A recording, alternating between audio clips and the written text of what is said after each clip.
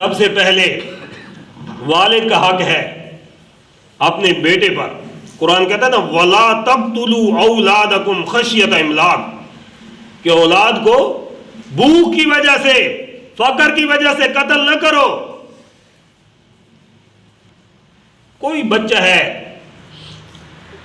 اس کو مارنا، اس کو ضائع کرنا، یہ قتل کے اندر آتا ہے.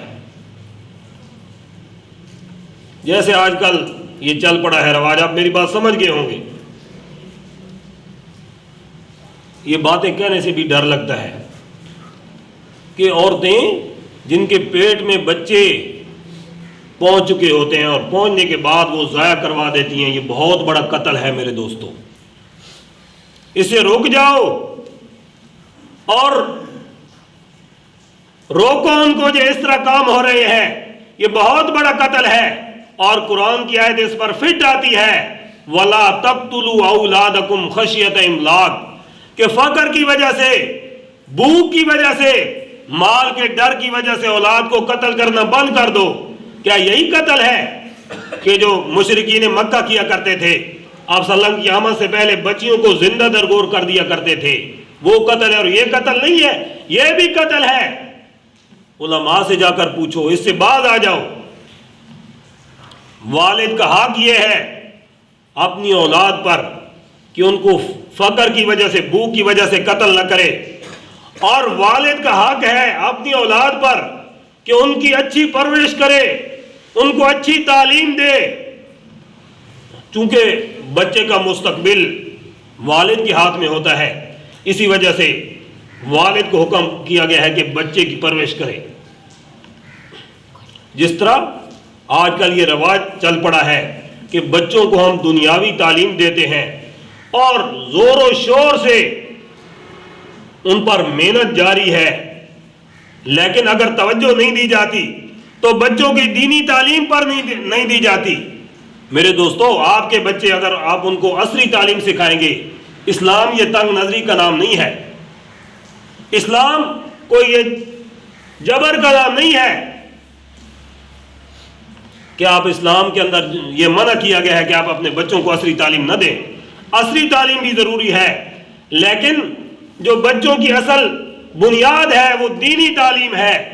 اگر عصری تعلیم کے ساتھ آپ بچوں کو دین کی تعلیم نہیں دیں گے، آپ بچوں کو قرآن کریم کی تعلیم نہیں دیں گے، آپ اپنے بچوں کو آپ صلی اللہ علیہ وسلم کی سیرت نہیں پڑھائیں گے، آپ بچوں کو اسلام کی تعلیم نہیں دیں گے، تو آپ کے یہ بچے بڑے ہو کر، آپ کے یہ بچے جوان ہو کر اپنے والدین کے نافرمان بنیں گے اور اسلام سے دور ہو جائیں گے.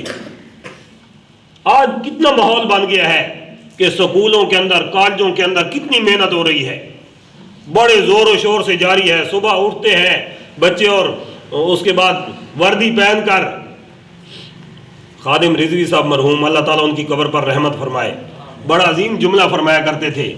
انہوں نے بڑا دین کا کام کیا ختم نبوت کی ناموس کے لیے اور صحابہ کے دفاع کے لیے انہوں نے بڑی قربانی دی ہے.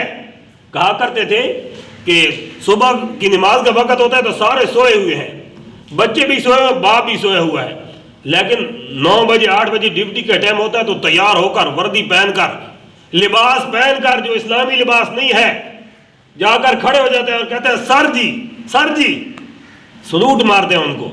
لیکن اگر انہیں توفیق نہیں ہوتی تو رب کے گھر کے اندر آنے کی توفیق نہیں ہوتی. سر جی، سر جی، جس نے پیدا کیا ہے، جس نے جوانی دی ہے، اس کے سامنے کھڑے نہیں ہو سکتے.